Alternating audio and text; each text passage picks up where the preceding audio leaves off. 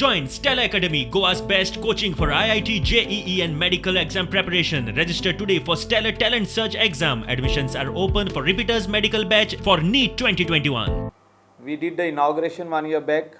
We started the work of Cacora solid waste management facility, and when I became the Minister for Waste Management, we expedited this file and we laid the foundation stone. Today our work has gone quite ahead and we are expecting this work to be ready by November this year. First we were supposed to complete it in September, but because of this pandemic, I look at it that it will get inaugurated by November. The work is going on in full swing. Talk about RDF.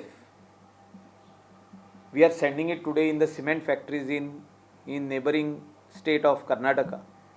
We are planning to set up this facility somewhere in the state of Goa itself, and we will again give it to whoever bids with us.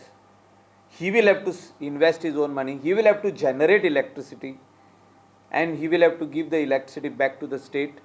Facility at Baiguinim, which we have proposed to start work, also is in final stages. We also ensure today that Sonsodo, which we started the treatment of the old waste, the legacy waste of 30 years, 35 years, will be nearing completion now.